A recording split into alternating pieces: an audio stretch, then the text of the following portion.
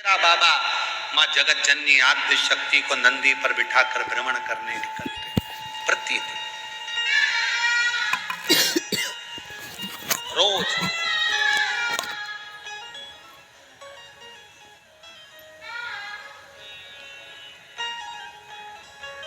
देखो, सृष्टि जब बन रही थी, जब सृष्टि का निर्माण हो रहा था, सृष्टि जब बन रही थी तो सृष्टि के बनने में, सृष्टि के निर्माण में, सृष्टि के बनने में, सृष्टि के निर्माण में जब भगवान नारायण से पूछा गया कि आप कौन सा स्थान रखोगे, तो कहा मैं वैकुंठ रखूंगा। ब्रह्मदेव ने ब्रह्मलोक ले लिया, इंद्रदेव ने इंद्रलोक ले लिया, नाग देवता ने नागलोक ले लिया, गरुण ने गरुण लोक, वरुण ने वरुण लोक ले लिया। एक भी 33 कोटि देवता में एक भी देवता ऐसे नहीं थे जो पृथ्वी लेने को तैयार।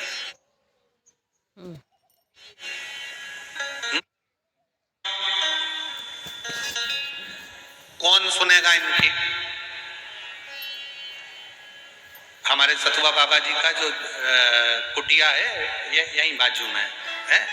अब जो भी वहीं से आवाज लगाते बाबा जी, तो बाबा जी को दौड़ के तुरंत आना पड़े जी। बाबा जी, फिर कोई आवाज लगाए, देखो कोई आया बाबा जी बाबा जी, और बाबा जी को तो फिर आना पड़े।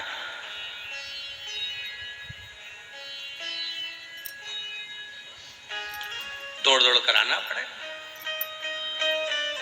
वो तो बाबा जी को हम धन्यवाद दें, सतुआ बाबा जी को, कि उनको ये मालूम है कि हम एकांत में रहे भगवत भजन करते रहते हैं, तो उन्होंने हमारी पूरी चारों तरफ से सेफ्टी बना कर रखी है। बाबा जी धन्यवाद, आपको बहुत बहुत साधुवाद। कोई अंदर आता भी नहीं और हमारा भजन चलता रहता। मालूम है कि मिलते भी नहीं और ज्यादा किसी से मिलना जुलना या किसी और मृत्यु लोक को संभालना बहुत कठिन काम है। ब्रह्मा जी बोले मैं ब्रह्म लोक संभाल लूंगा, भगवान विष्णु बोले मैं वैकुंठ लोक संभाल लूंगा। सारे देवता अपना अपना लोक संभालने को तैयार थे, पर मृत्यु लोक को आने मृत्यु लोक कोई संभालने वाला नहीं था। कौन संभालेगा मृत्यु लोक?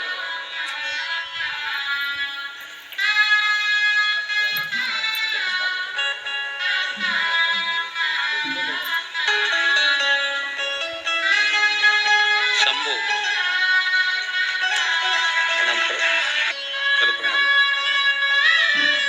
पे चंदा है उजियारा कर देगा, मस्तक पे चंदा है उजियारा। वो कृपा करने वाला, वो करुणा करने वाला। मृत्यु लोक कोई भी देवता लेने को तैयार नहीं है, क्योंकि इनके दुखड़े कौन सुने, और दुखड़े सुने तो पूर्ति करना भी पड़े। भगवान नारायण बोले मैं मृत्यु लोक नहीं लूं, भगवान ब्रह्मा जी बोले हम मृत्यु लोक नहीं ले। तब सबने अपना अपना लोक ढूंढ लिया, शंकर भगवान अकेले बचे। उनसे पूछा तुम्हें क्या दें? शंकर भगवान बोले कुछ बचा है? तो क्या पृथ्वी का मृत्यु लोक, ये पृथ्वी बची है, मृत्यु लोक बचा है। शंकर भगवान बोले हम लेने को तैयार, लेने को तैयार हो? हाँ पक्का? हाँ। मछली को भी दर्द होगा तो तुम्हें दौड़ना है, इल्ली को भी दर्द होगा तो तुम्हें दौड़ना है, कीट पतंगे को भी दर्द होगा तो तुम्हें दौड़ना है। शंकर भगवान ने कहा दौड़ने को तैयार हूं, उनका दुख मिटाने को भी तैयार हूं, पर एक शर्त है। क्या शर्त? जो मुझे याद करेगा मैं उसकी तकलीफ मिटाता चलूंगा, जो मुझे याद।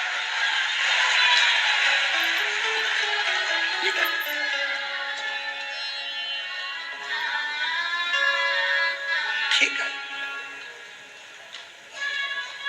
फिर तुम तो बहुत व्यस्त हो जाओगे। शिव जी बोले व्यस्त होने की जरूरत ही नहीं। जो मस्त होता है वो ऑलरेडी व्यस्त होता है। जिसके चेहरे पर प्रसन्नता। एक बार संत एकनाथ जी बाबा जी कथा कह रहे थे पंढरपुर में, और पंढरपुर में संत एकनाथ जी बाबा जी कथा कर रहे, संत एकनाथ जी कथा कर रहे और 3 महिलाएं बूढ़ी बूढ़ी, 3 महिला बाल सफेद और 3 महिला एकदम बुजुर्ग सी, और सामने आके कथा सुनने बैठ जाते। जैसे हमारे सतुआ बाबा जी के पास में वो अध्यक्ष जी बैठे हैं, ऐसी सफेद बाल और तो ऐसी ही बुजुर्ग माताएं 3 संत एकनाथ जी के यहाँ कथा सुनने के लिए चली जाती। अब 3-4 लड़कों को लगा कि ये लेडीज महिला तीनों कथा में आकर बैठ जाती हैं और बड़ी दिल से कथा सुनती हैं, और बाबा जी कथा कहते हैं तो बार बार इनको देखकर कथा कहते हैं, उसी को देखकर। एक कवि जो होता है ना, कविता पाठ करने वाला कवि सम्मेलन में, तो कवि क्या करता है, पूरी सभा में देख लेता है कि मेरी कविता कौन सही सुनेगा, तो फिर उसी के मुख से वो वाह वाह वाह वाह वाह सुनना चाहता है।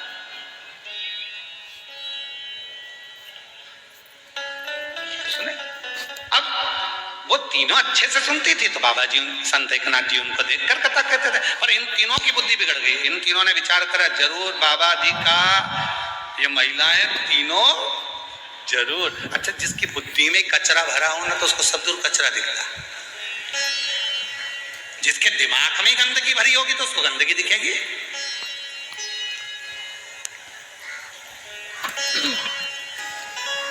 जिसकी दिमाग में अच्छाई भरी होगी उसको सब अच्छा दिखेगा। वाह साहब क्या माघ मेला चल रहा है, वाह साहब क्या कथा चल रही है, वाह साहब पूरे पंडाल खोल दिए, पूरे संतों ने अपने अपने पंडाल खोल दिए, पूरे संतों ने क्या भंडारा कर रहे हैं, पूरे संत क्या भोजन करा रहे हैं, सुबह सुबह से चिल्ला चिल्ला कर आवाज लगा रहे हैं, ओ आओ संत भगवान पधारो, और साथ में चिल्ला रहे हैं कथा के भक्त भी पधारो।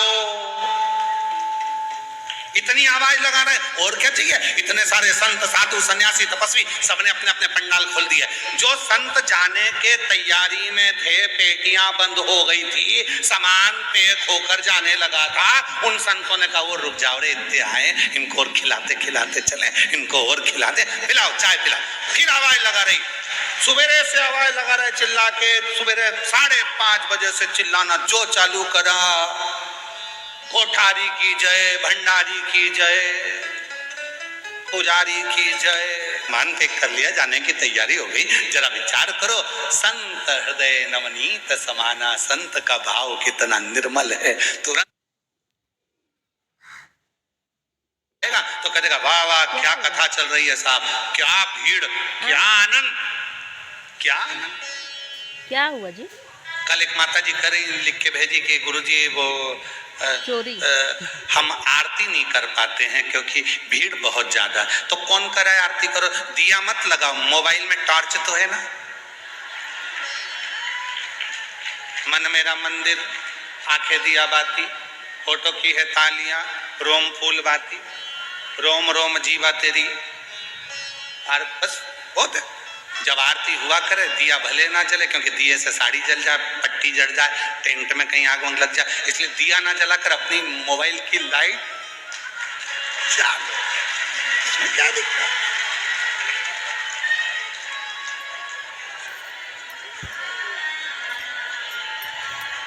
अब किसी ने अच्छा ही, अब हमने जो बोला है ना कि मोबाइल की लाइट से भी आरती कर सकते हो, तो इस पे बहुत बड़ा विरोध खड़ा होगा थोड़े दिन बाद, तो उनको उत्तर भी दे दे, क्या ऐसा हो सकता है? क्यों नहीं हो सकता। तमिलनाडु में एक भक्त हुए मरार, क्या नाम था, मरार, शूद्र थे, शिव के भक्त थे, शंकर के भक्त। मरार के पास में धन नहीं था, पैसा नहीं था, और याद रखना भाव होगा तो भवन भी जरूर बनेगा, भाव होगा तो भवन भी जरूर बनेगा, और भाव होगा तो भगवान भी जरूर आएगा। निश्चित है। मरार तमिलनाडु के एक ऐसे भक्त हुए शंकर के, शूद्र थे, नहीं था धन, सेवा करते थे, एक गुरु के पास पहुंच गए, मन है शिव जी का मंदिर बनाना। गुरु जी ने कहा धन है नहीं, संपदा है नहीं, मैं तुझको दे दूं पैसा, ले जाकर बना ले, नहीं आपका भी नहीं चाहिए, मैं तो मेरा बनाना चाहता हूं। ठीक है, तो एक काम कर, धन नहीं पैसा नहीं तो मन में मंदिर बना। मन में मंदिर कैसे? कहीं से ईंट ला, कहीं से मिट्टी ला, कहीं से ओटला बना, शिवलिंग लेकर आ, नंदी लेकर आ, मन में बिठाते जे अपने मन। भक्त का नाम है मरार भक्त। कोई तुमसे कहे कि सीवर वाले महाराज जी ने कह दिया कि लाइट से टार्च, वो मोबाइल की टार्च से ही आरती कर लो, तो उनको जवाब दे सकते हो। मरार भक्त शिव भक्त था, मन में मंदिर बन गया। पंडित जी के पास गया, प्राण प्रतिष्ठा की मुहूर्त दे दो। पंडित जी ने कहा तूने मंदिर का बना लिया? मेरे मन में बना लिया। तो मन में बना लिया तो कभी प्रतिष्ठा नहीं, नहीं नहीं तुम मुहूर्त दो, मैंने सब पूछ पूछ के बनाया, तुम मुहूर्त दो। पंडित जी ने मुहूर्त निकाला, इस तारीख का मुहूर्त है।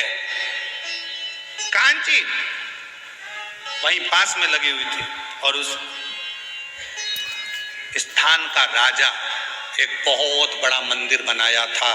वहां से 100 किलोमीटर की दूरी पर राजा ने मंदिर की प्राण प्रतिष्ठा का मुहूर्त भी वही निकाला जो मरार ने निकाला था। मरार राजा शिव का इतना बड़ा भक्त था कि हवन यज्ञ से शंकर जी को प्रसन्न कर लेता था। आज शिव जी के पास में उसने भी मुहूर्त निकाला और प्राण प्रतिष्ठा दोनों जगह चालू हो गई। राजा प्राण प्रतिष्ठा कर रहा है, बड़े बड़े विद्वानों को बुलाकर, बड़े बड़े यज्ञ कराकर, अनुष्ठान कराकर, सब दान कर कर प्राण प्रतिष्ठा चल रही थी। और मरार बैठ गया था, आज का मुहूर्त है, इतनी वजह से यज्ञ चालू हो गया है, ब्राह्मण हवन करा रहे हैं, मैंने, मेरा भोलेनाथ आकर प्रतिष्ठा में बैठने वाला है, उसके प्राण प्रतिष्ठा होने वाली है। और प्राण प्रतिष्ठा चलती, राजा ने शिव जी को सामने से जाते हुए देखा। राजा कहने लगा भोले बाबा आज मेरे मंदिर की प्राण प्रतिष्ठा तुम्हें बैठना है? शंकर जी बोले आज नहीं बैठ सकता, कोई दूसरा मुहूर्त निकाल ले, आज तो मरार के दिल में जाकर बैठना है। उसने जो मंदिर बनाया, उसने जो हृदय में मंदिर बनाया है, भाव होगा तो भवन बनेगा, और भवन में भगवान तब आता है जब भाव निर्मित हो जाता है। मेरे भक्त के हृदय में जो मंदिर बना है उसकी प्राण प्रतिष्ठा है। कहा वो मरार के दिल में तुम बैठोगे? हाँ, राजा का प्राण प्रतिष्ठा छोड़कर शंकर भगवान मरार के दिल में जाकर बैठ गए। दिल में एक दिन मरार के मन में जाकर बैठ गए तो मरार के मन में आया अब प्राण प्रतिष्ठा पे भंडारा कराना चाहिए, हलवाई नहीं मिल रहा, भोजन कैसे कराऊं, किसको जीवा? शंकर भगवान ने कहा मेरी धर्म पत्नी से जोरदार कोई हलवाई नहीं है, पूरी काशी को भोजन करा रही है अन्नपूर्णा। आंखें बंद कर कर बोला अन्नपूर्णा माता भोजन कराना है। अन्नपूर्णा जी ने हृदय में आकर पूछा कितना चल रहे थे, जैसे आंख खुली इतना बड़ा भंडारा। सारे गांव के लोग कहने लगे मरार गजब कर दिया, तेरे पास इतना पैसा कहां से आ गया कि खीर मालपुआ खिला रहा। मरार कहने लगा मैंने तो प्राण प्रतिष्ठा का भंडारा करा था। लोगों ने पूछा मंदिर कहाँ है, तो के भीतर प्रतिष्ठा हो गई, आओ भगवान बैठ गए, आओ। वो भंडारा सारा गांव खा रहा। कोई तुमसे पूछे कि सीवर वाला बाबा कह दिया कि दिया बाती भी नहीं हो तो टार्च तो है ना मोबाइल। दिल भाव होगा तो भवन बनेगा। वो प्रैक्टिकल करके देखो मरार की इस कथा का, मरार की कथा का प्रैक्टिकल करके देखना। कई माता कहती हैं हमारे यहाँ मंदिर नहीं है, कोई माता कहती है हमारे मंदिर दूर है, कोई माता कहती है हम मंदिर नहीं बना सकते, कोई माता कहती है हमारे पास पैसा नहीं है, हम मंदिर कैसे बनाए। शिव पुराण कहती है एक बार शंकर का छोटा सा शिवलिंग किसी पेड़ के नीचे भी रखकर देख लो या खुले आसमान में रखकर देख लो, जल चढ़ाते रहोगे, भाव बढ़ता रहेगा, तो एक दिन उस भाव के कारण वहां भवन बनकर ही रहेगा, मंदिर बनकर ही रहेगा। चढ़ाते रहो। एक बार अयोध्या में मेरे भगवान राम टेंट में आकर बैठ गए और टेंट में बैठे रहे तो लोगों का भाव बढ़ता रहा, भाव बढ़ता रहा, भाव बढ़ता रहा, भाव बढ़ता रहा, भाव बढ़ता रहा। ऐसा भाव बन गया कि आज वो टेंट की जगह पर अयोध्या में मेरे भगवान श्री राम मंदिर में जाकर विराजमान हो गए। भाव है तो भवन है, भाव है तो भगवान है, और भाव ही नहीं तो मंदिर कितने भी बनाकर रख दो, भाव नहीं है तो फिर भगवान भी। कई कई मंदिर ऐसे हैं बने बहुत बड़े बड़े हैं पर कोई जाता ही नहीं है, पैकेट भेज दिया।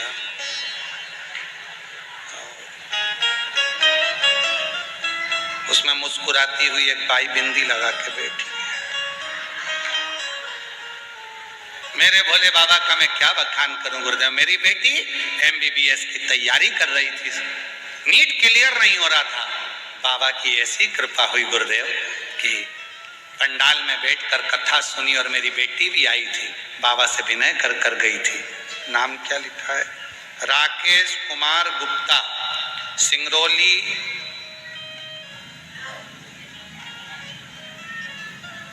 सिंगरौली, हाँ जो भी है, डेस डेस डेस मध्य प्रदेश। बताओ पत्ता कहाँ से लाई थी? बिंदी का। तो मंगरौली। अब यहाँ मेरी बेटी MBBS की तैयारी कर रही थी, गुरुदेव सिलेक्शन नहीं हो रहा था, नीट क्लियर नहीं हो रहा था। एक बार बाबा से प्रार्थना करी और बाबा से प्रार्थना कर कर बाबा ने ऐसी कृपा कर दी, पंडाल में बैठकर जो मांगा, आज मेरी बेटी MBBS बन रही है, डॉक्टर कर रही है। मैं बाबा को प्रणाम करने है गुरुदेव। मैं इनको सीहोर ले गई और सीहोर में हम वहां से रुद्राक्ष लेकर आए और रुद्राक्ष का जल इनको पीने को देना चालू करा। गुरुदेव 50 साल से लंगड़ा कर चलते थे, आज बाबा की कृपा से रुद्राक्ष के जल से पूरा पांव टिकने लगा और आराम से पूरे अच्छे से चलते हैं, अब लंगड़ा कर नहीं चलते। तो हम उधर जिसे की कथा कर रही, पिता का नियम था प्रदोष काल में शिव का स्मरण करना। प्रदोष काल में भगवान शंकर का अभिषेक करना। और जितने भी शिव भक्त कथा को सुन रहे हैं, आप भी नियम बनाओ। दुकान पर हो तो दुकान पर, ऑफिस में हो तो ऑफिस में, घर पर हो तो घर पर 5 बार प्रदोष काल में श्री शिवाय नमस्तुभ्यम जरूर बोला, अवश्य बोलो। 5 बार 7 बार जब हम श्री शिवाय नमस्तुभ्यम कहते हैं, बाबा से अपने मन की बात कहते हैं, प्रार्थना करते हैं, भगवान शंकर की पवित्र कथा कर रही है। पुनीतावती पिता के प्रदोष काल की पूजन को देखती है और पिता के उस पूजन को उसने अपनी बुद्धि में, अपने चित्त में बिठा लिया।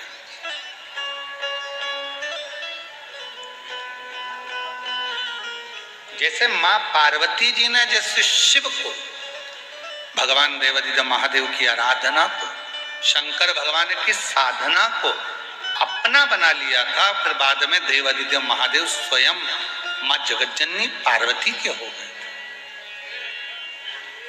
ये उसी तरह जैसे विश्वनाथ जिसका हो जाता है, एक बार यदि विश्वनाथ आपका हो गए, भगवान विश्वनाथ यदि आपके हो गए, तो विश्व का कोई ऐसा सुख नहीं है जो तुम्हें नहीं मिल सकता।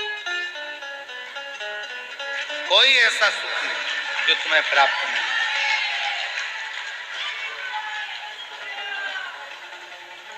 बस उसको अपना बना लो। एक बार उससे प्रार्थना करो, उससे विनय करो, निवेदन करो, विनती करो। कैसे ना मिले? दुनिया का सारा सुख, दुनिया का सारा वैभव, दुनिया का सारा आनंद शिव की कृपा से आपको प्राप्त होगा, शंकर भगवान की कृपा से आपके पास होगा। आप उस शिव की भक्ति करो, आप उस शंकर की आराधना करो, आप शिव की साधना करो, आप भगवान देवाधिदेव महादेव का स्मरण करो। पुनीतावती बड़ी हो गई और बड़ी तो हुई, विवाह हो गया एक धनिक सेठ के साथ, जिसके पास में बहुत संपदा है, बहुत धन है। ऐसे धनिक सेठ के साथ में उसका विवाह। परम दत्त नामक सेठ के साथ में, धनिक के साथ उसका विवाह हो गया।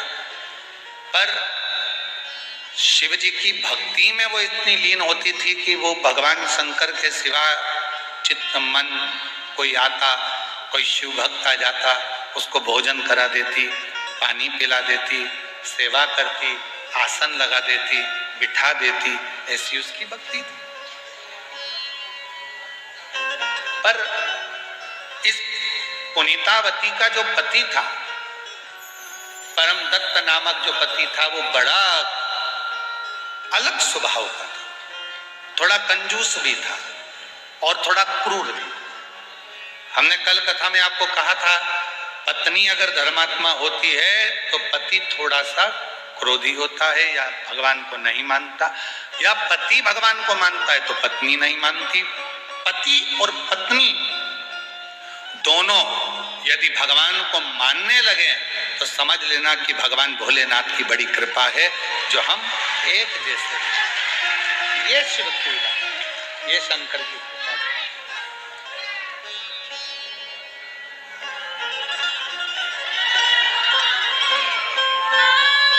जोरदार ताली बजाकर साधुवाद। बाबा की कृपा। शिव तत्व, देवाधिदेव महादेव की पवित्र कथा करें। पुनीतावती का पति भगवान को कम मानता था, दान धर्म कम करता था, पुण्य कम करता था, पर पुनीतावती भगवान की सेवा में लगी रहती थी। कोई आए तो भूखा ना आए, कोई भी आए वो भूखा ना। ये पुनीतावती के जीवन का एक लक्ष्य था, जीवन का एक सुख था, और पुनीतावती उसी पर चलती थी जो पिता ने मार्ग बताया था, जो पिता ने बताया था उसी पर पुनीतावती चलती है, उसी पर चलती है।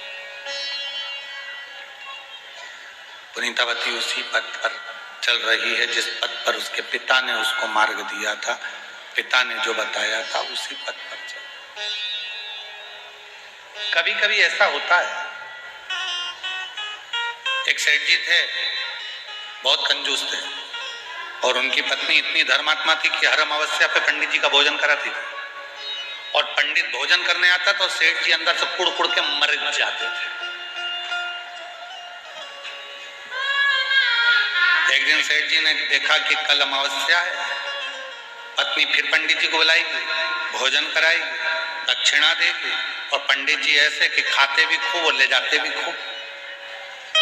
सेठ जी ने अपनी पत्नी से कहा, सुनो, कल अमावस्या है, पंडित जी को निमंत्रण तुम मत देना, पंडित मैं ढूंढूंगा, मैं बताऊंगा किस पंडित को भोजन कराना है, और पंडित आएगा और वो भोजन करके जाएगा। पत्नी इतनी खुश हुई, 40 साल शादी के हो गए, जिंदगी में पहली बार पंडित ये बुला रहे। भगवान ने कृपा कर दी जो ये पंडित बुला रहे, नहीं तो मेरे को बुलाना पड़ता था, ये तो भगा देते थे। सेठ जी गए पंडित ढूंढने के लिए, एक गांव में पहुंचे तो पंडित जी के दरवाजा बजाया। पंडित जी हैं? हाँ साहब। पंडित जी को देखकर हाथ जोड़कर पूछे, क्यों महाराज जी, कितना खाते हो? पंडित जी बोले, 10-12 पूड़ी, भुजिया, 20 कटोरी खीर, 10-12 गुलाब जामुन। और खोपरा पाक होगा तो आधा किलो। सेठ जी वापिस चले गए, रहने दो महाराज तुम यहीं अच्छे। दूसरे गांव गए तो उन्होंने भी ऐसे बताया। एक गांव में एक पंडित जी मिले, बड़े दुबले पतरे से, तन पर गमछा पिछोड़ा। पहुंच गए, पंडित जी कितना खाते हो? पंडित जी बोले शरीर देख लो, ऐसा सर। फिर भी कितना खाते? 2 रोटी बिना घी की। मीठा शुगर है, जाना टाइम पे जीमने के लिए। पंडित जी बोले बड़ी कृपा। सेठ जी चले गए। दूसरे दिन पंडित जी जा रहे थे, पंडिताइन बोली देखो मुझे भोजन नहीं बनाना है। सेठ जी बड़े धर्मात्मा है, जो आए अपने को नोतने। एक काम करो, 8 बच्चे हैं अपने, सबको ले जाओ। पंडित जी कहने लगे ले जाऊं? हाँ ले जाओ, और मेरा भी भोजन ले आना। बनाएगा कौन? पंडित जी गए, सेठ जी बड़े खुश होकर गए। पत्नी से कहा सुनो ये दक्षिणा का लिफाफा रखा है, दे देना। और पंडित जी आए, पेट भर के भोजन कराना, जितना खाए सब खिलाना, जो बोले सब करना। ठीक है। पत्नी बड़े प्रेम से, पंडित जी आए, ये अपनी दुकान चले गया। पंडित जी आए तो उन्होंने खाई 2 रोटी। 8 बच्चे थे।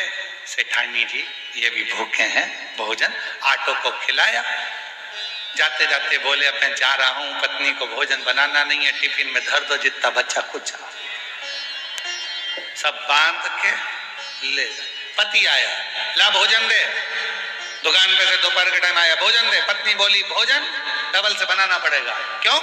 वो पंडित जी आए थे ना, तो पंडित तो 2 रोटी खाता था, वो तो बेचारा 2 ही खाया। 8 बच्चा आया, सब खा गए। तो बचा हुआ वो पत्नी के लिए ले गए, दक्षिणा वो भी ले गए। पति ने कहा अब खाना नहीं खाऊंगा, लड़ डंडा दे। और जो डंडा लेके सेठ जी गए पंडित जी के घर। कंजूस से आता होगा, चिल्ला चोट करेगा, गाली देगा। पत्नी बोली तुम चिंता मत करो, तुम तो खटिया पे चद्दर तानो और सो जाओ, बाकी का सब मैं निपट लूंगी। और पंडित जी तो सो गए। सेठ जी ने दरवाजा बजाया, अंदर दरवाजा खुलते से ही आए, चिल्ला कर दौड़े, काय पंडित? इतने में पत्नी रोती रोती बोली अरे सेठ तुझ में आग लग जाए, ना जाने क्या खवाया, खा के आया और निपट गया। निपट इतनी रोई पत्नी, अरे तुझे राजा के पास लेकर जाऊंगी, थाने में पटकवाऊंगी और तुझे फांसी की सजा दिलवाऊंगी। इतने में सेठ जी बोले ऐसा मत बोलो, ये थोड़े से पैसे रख लो, सब अच्छे से काम करो पंडित जी का, और राजा के पास मत जाना। हाथ जोड़कर चले गए।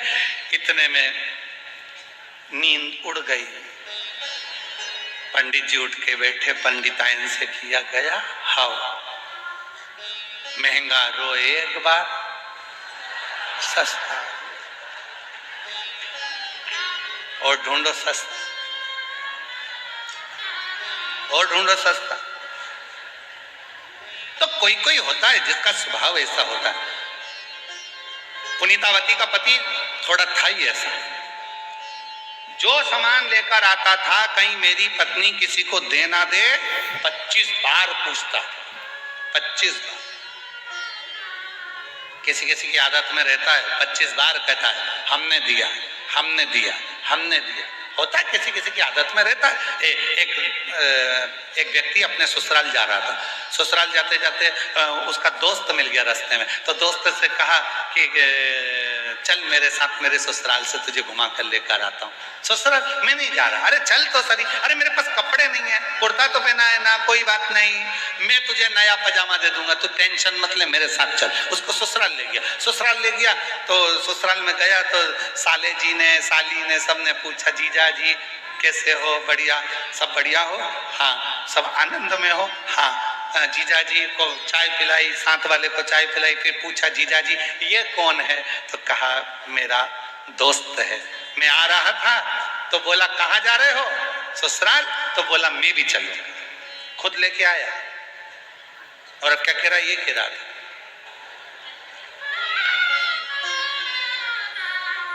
दोस्त ने हाथ पकड़ा दोस्त का, ले गया कमरे में। ये क्यों बोला तूने कि पजामा दे दिया? अकल नहीं है? दोस्त की तो मर्यादा रखना चाहिए, पजामे का नाम नहीं लेना चाहिए। अब नहीं बोलूंगा यार, गलती। भोजन कर रहा था, इतने में मौसी सास ने पूछ लिया, लाला जी ये कौन है? मेरा दोस्त है, आ रहा था इसलिए आया साथ में। बोला चलो मैं भी चलता हूं।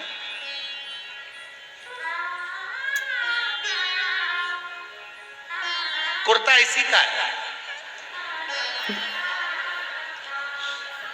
पजामा भी इसी का है। इतने में मौसी सास ने पूछा पजामा? फिर पूरी कथा सुना दी। अब तो और गुस्सा आ गया। अब लेकर गया और का गरवान पकड़कर बोला, अब बोला ना पजामे की तो सोच लेना, अभी की भी चले जाओ। मामा ससुर ने कहा था सवेरे भोजन हमारे यहाँ है, वहां ले गया। मामा ससुर ने कहा, दामाद जी लाला जी कैसे हो? बढ़िया। ये कौन है? मेरा दोस्त है। दोस्त है, पजामे की कोई बात नहीं करूंगा, कोई बात। अब तो और दोनों में लड़ाई हो। चले, किसी किसी की आदत रहती है बताने की, देने की। बता दे महाराज, पुनीतावती का पति था ही ऐसा, जो सामान देता था 25 बार पूछता था कहीं किसी को दे तो नहीं दिया। मैंने तुझे साड़ी दिलाई थी, कहां है? मैंने तुझे सामान दिया था, कहां है? एक दिन पुनीतावती का पति तो आम लाकर दे दिया पत्नी को। 3 दिन निकल गए आम रखे रखे। एक शिव भक्त आ गया, भूखा था, भूख लग रही थी। दरवाजा बजाया पुनीतावती का। पुनीतावती का जैसे ही दरवाजा बजा, पुनीतावती बाहर आई। बाहर आकर दरवाजा खोला। कौन है? माँ, भूख लगी है, भोजन चाहिए। भूख लगी है? हाँ। भोजन चाहिए? हाँ। अंदर आए, पानी पिलाया, भोजन कराया। जाने लगे तो मन में सोचा कि क्या दूं? पैसा दूंगी तो पति को अच्छा नहीं लगेगा। आम रखे, एक आम उठाकर पुनीतावती ने उस शिव भक्त को दे दिया। शिव भक्त बाहर गया, पेड़ के नीचे बैठकर आम खा रहा था। इतनी देर में उसका पति आ गया। पति अंदर आकर पूछा, आते से ही पति ने पूछा, आम कहाँ है? पत्नी ने एक आम ला कर दिया। पति बोला, दूसरा आम कहाँ है? पुनीतावती बोली कि इनने शायद देख लिया। पुनीतावती ने कहा, वो तो मैंने शिव भक्त को दे दिया। वो आम क्या तू तेरे बाप के घर से लेकर आई थी? आम ला कर दे अभी की अभी, वो आम चाहिए। पुनीतावती नेत्रों से नीर बहाती हुई भोलेनाथ को याद करती है, बाबा मैंने तो उस भक्त में आपको देखा था, वो प्रसाद में आम वापिस दे दो ना भोलेनाथ। शंकर भगवान ने पुनीतावती की गोद में वो आम वापिस डाल दिया। जैसे ही पुनीतावती की गोद में आम वापिस डाला, वो आम पुनीतावती ने अपने पति को हाथ में दिया। हाथ में लेते से ही पति को लगा ये तो कोई तंत्र मंत्र जानती है। पति ये नहीं समझ पाया कि ये शंकर की भक्त है, ये तंत्र मंत्र करती है। धक्के मार दिए, कहा मेरे तेरे तन पर जो आभूषण है वो मेरे हैं, सब उतार। सारे आभूषण उतरवा दिए। मेरे घर की वस्त्र भी दे, अपने बाप के घर का पहन कर जा। और पिता के घर की एक साड़ी पहनकर पुनीतावती घर से निकल गई। घर से निकली और पुनीतावती जैसे ही एक वस्त्र पहनकर निकली, शिव मंदिर में पहुंच गई। जितने लोग आते थे सेठ, उन सब पुनीतावती की सुंदरता देखते थे। इतनी सुंदर थी पुनीतावती कि उसको देखकर आड़े टेढ़े शब्द सब कहने लगे। एक दिन प्रदोष काल का समय था, जो पुनीतावती ने अपने पिता को देखा था कि प्रदोष में पिताजी शिव का अभिषेक करते हैं, पर आज मेरे पास ना वस्त्र सामान है ना कोई सामग्री है। पुनीतावती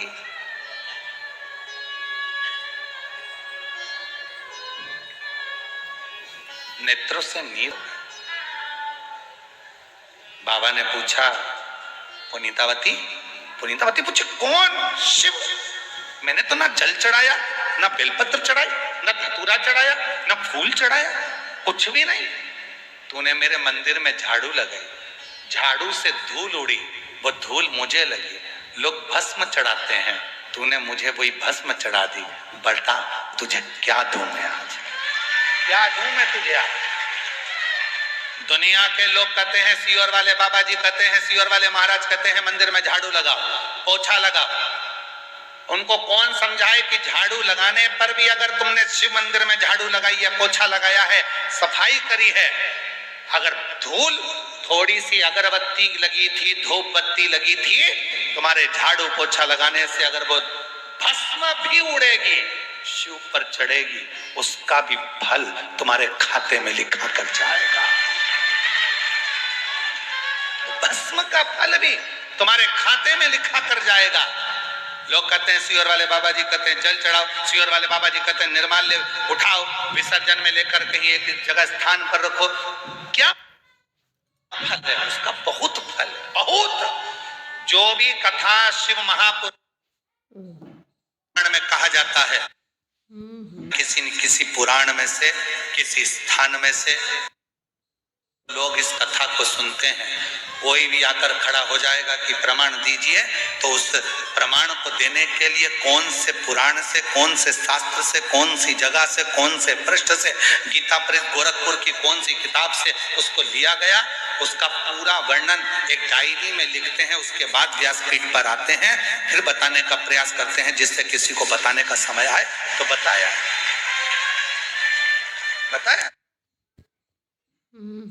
जल नहीं पीना चाहिए, फिर उनको प्रमाण। व्रत भगवान कृष्ण ने भी करा, भगवान कृष्ण ने भी पाशुपत योग भी करा, पाशुपत व्रत भी करा, और पाशुपत अस्त्र भी रखा। संसार के लोग जब द्वापर में भगवान कृष्ण ने जब पाशुपत व्रत करा, अस्त्र करा लिया और पाशुपत योग करा, तो भगवान शंकर ने कहा दुनिया की सामर्थ्यता नहीं है जो पाशुपत योग कर ले, दुनिया की सामर्थ्यता नहीं है कि पाशुपत अस्त्र धारण कर ले, पर कली काल में जो पाशुपत व्रत करेगा वो पाशुपत अस्त्र और योग के बराबर होगा, उसका फल जरूर मिलेगा, उसका फल मिलेगा। तो दुनिया के लोगों ने फिर पाशुपति व्रत करना प्रारंभ करा। आज पूरी दुनिया के लोग पशुपति व्रत कर कर अपने मन की कामना 5 सोमवार कर कर फल प्राप्त कर लेते, तो पशुपति व्रत है। फिर किसी ने कहा कनेर का फूल, फिर किसी ने कहा सफेद आंकड़े की जड़, एक एक चीज का वर्णन। और ये कथा आज कह रही है, भगवान शंकर की कथा कर रही है कि झाड़ू लगाने का भी फल है, पोछा लगाने का भी, मंदिर में सफाई करने का भी फल है।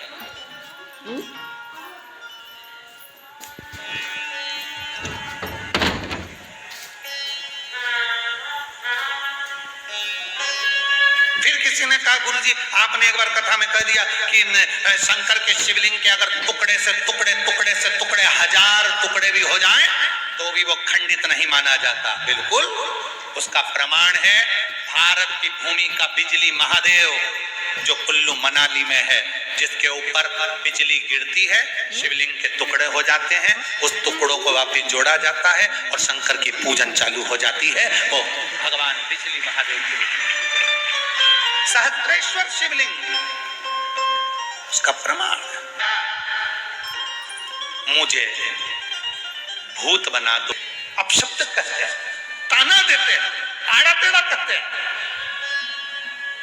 शिव महापुराण की कथा कहती है, पुनीतावती की कथा कहती है, शंकर ने कहा भले तूने मांगा मैं तुझे प्रेत जैसा, भूत जैसा रूप दे दूंगा, पर सुन पुनीतावती, अगर जिसने तुझे अपशब्द कहा है, कल से तुझे उसका प्रमाण दिखना प्रारंभ हो जाएगा। शिव महापुराण की कथा कहती है, कोई शंकर का भक्त, कोई शिव की आराधना करने वाला, शिव की साधना करने वाले को कभी अपशब्द मत कहो, ताना मत दो, गाली मत दो, आड़ा टेढ़ा मत करो, मत बोलो।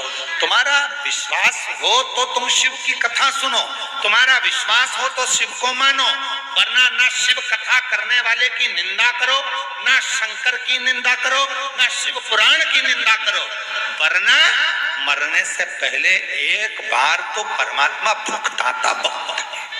सावधान, नहीं करना, नहीं लग रहा ना मन। कोई चेहरे पर खाल थी, झुर्रियां पड़ी हुई थी, बाल खुले थे और शरीर कंकाल जैसा था। एक दिन पुनीतावती प्रसन्न भाव में मन में सोची, मैंने शिव की आराधना तो करी है, शंकर की साधना तो करी है, पर अब एक बार मेरे जीते जी मुझे कैलाश पर्वत पर शंकर की नटराज लीला का दर्शन करना है। चली पुनीतावती, चली।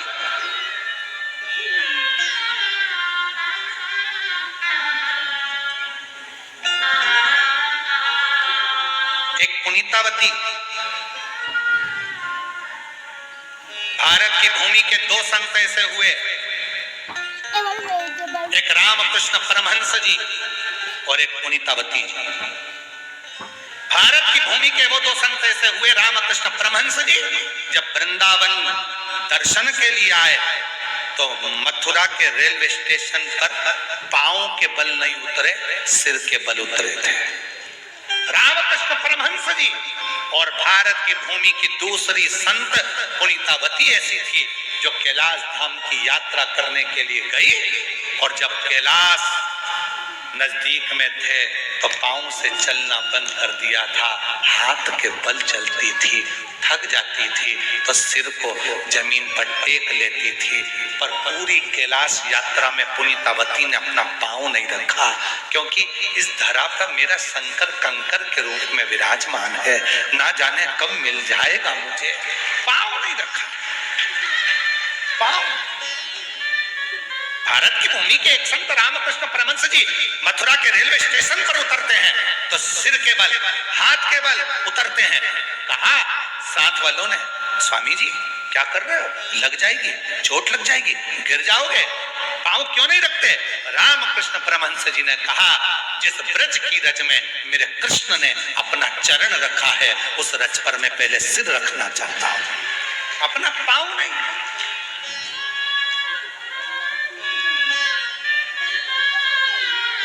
आए रामकृष्ण परमहंस जी को देखकर बहुत सारे संत साधु सन्यासी तपस्वी साधक उपासक आ गए।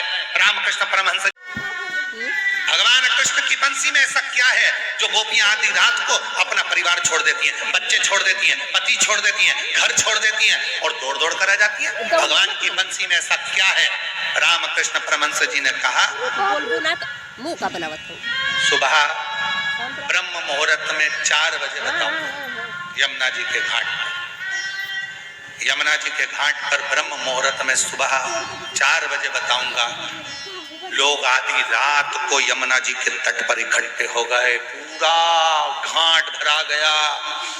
कहीं बताओ भगवान कृष्ण की बंसी में ऐसा क्या था जो गोपियां आधी रात को आकर खड़ी हो जाती थी कृष्ण के लिए? तब भगवान राम कृष्ण परमहंस जी ने कहा, वो तो मुझे भी नहीं मालूम कि भगवान की बंसी में ऐसा क्या था, पर उनकी बंसी में आज भी दम है, इसलिए तुम पूरी रात से यहाँ बैठे हुए हो, इंतजार कर रहे हो उस बंसी की बात को ध्यान करने की।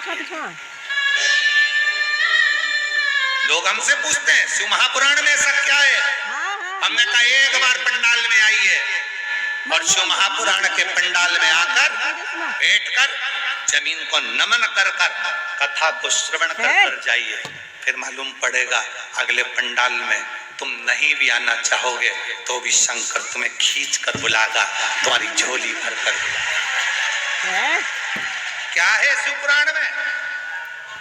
रोड भरी पड़ी है, माघ मेला का क्षेत्र भरा पड़ा है, पूरा खाक चौक भरा पड़ा है, पीछे की रोडें भरी पड़ी हैं। क्या है इस शिव पुराण में? कितनी होती है शिव पुराण, कितनी कथा होती है प्रयागराज में, कहीं रामायण होती, कहीं भागवत होती, कहीं गीता होती, कहीं कुछ होता, कितनी कथाएं होती है, फिर भी लाखों लाखों भीड़ इस शिव महापुराण के पंडाल में, बाहर रोडों पर जहाँ तहाँ लोग बैठे हैं। क्या है ये तो हमको भी नहीं मालूम कि शिव पुराण में क्या है, पर इतना जरूर है जो आता है उसको शंकर दिए बिना नहीं भेजता है। आता है, लेता है, जाता है। क्या है इसमें वो उसी को मालूम पड़ता है, हाँ? उसी को मालूम। और महादेव नमन चरणों में, महादेव नमन चरणों में, स्वीकार कीजिए सबका किया है, मेरा भी उद्धार कीजिए, उद्धार कीजिए। हे त्रिकुंडधारी, हे त्रिशूलधारी, हे त्रिकुंडधारी, हे त्रिशूलधारी। चरणों में तेरे बाबा जी पावन है चारों धाम, तेरी देव करते वंदना, पूजे सीता हो जाए पूरी कामना। पहुंची पुनीतावती कैलाश पर, पार्वती जी का ध्यान गया। शिव जी से कहा, बाबा कोई स्त्री आई है, नारी, और पांव से चलकर नहीं आई, पांव से चलकर नहीं आई, नहीं, हाथ से सिर के बल आई है। शिव ने नेत्र बंद करे करे बोल दिया, पुनीतावती आई है। पार्वती जी ने कहा, तुम कैसे पहचानते हो, तुम्हारी पुरानी पहचान है क्या? ध्यान भटकता है। जैसे संत एकनाथ जी पता लगाएंगे कहां रहती हैं, तीनों जा रही थी, वो लड़के पीछे पड़ गए, पीछे पढ़ते पढ़ते प्रवचन से जैसे निकली तो आगे गई। अब कल देखेंगे वो महाराज किसको देखता है। कल पहुंच गए कथा में, वो तीनों फिर बैठी थी आगे, वही सफेद बाल, वही कथा सुन, इनके चक्कर में पड़ गए। क्या हो गया? फिर जाने लगी तो पीछे पीछे चलते चलते पहुंचे जंगल में, आगे जाके खड़े हो गए।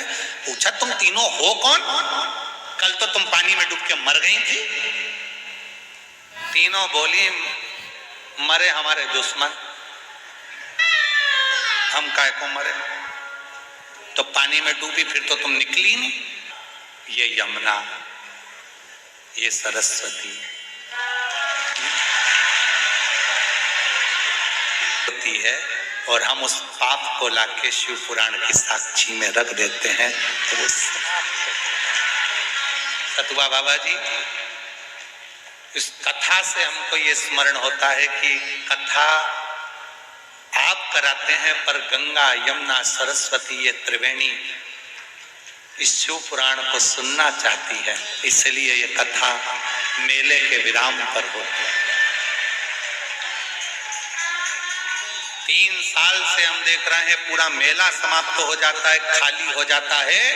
4 साल से हम देख रहे हैं कि पूरा मेला खाली हो जाता है और मेले से लोग चले जाते हैं, संत भी चले जाते हैं, तब ये कथा करने का मौका इस शरीर को मिलता है। और हमें लगता है ये कथा का जो विराम होता है, ये स्वयं मां त्रिवेणी इस कथा को सुनकर शिव पुराण की कथा में जितने मेला को नहाने के लिए आते हैं उन सब का भार किसको दे, तो शिव पुराण को दे देती है। और कथा सुनकर आनंद, तो इसीलिए लोग कहते हैं इतनी भीड़, तुम नहीं आ रहे हो, अरे गंगा हाथ के बनाए, तुम कैसे पहचानते हो? बस पहचान, भक्ते सामने शिव जी आ गए, मांग क्या चाहिए? आपकी नटराज की लीला का दर्शन करना। पुनीतावती ने भगवान शंकर के नृत्य का दर्शन किया। शिव ने कहा, मांग तुझे क्या चाहिए? मेरा दर्शन हुआ है, मांग ले, तुझे क्या चाहिए? बस एक कृपा कर दो, अपने पास रखना, अब संसार में मत भेजना। शिव ने अपने अंदर ही उसको संभाल लिया, अपने भीतर।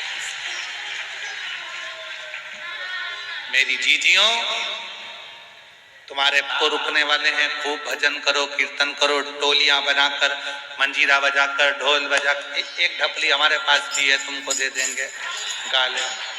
खूब भजन करो, कीर्तन करो, मंत्र जाप करो, नाम जाप करो, स्मरण करो, नाच भी लो, गा भी लो। बाबा जी का है सतवा बड़ा।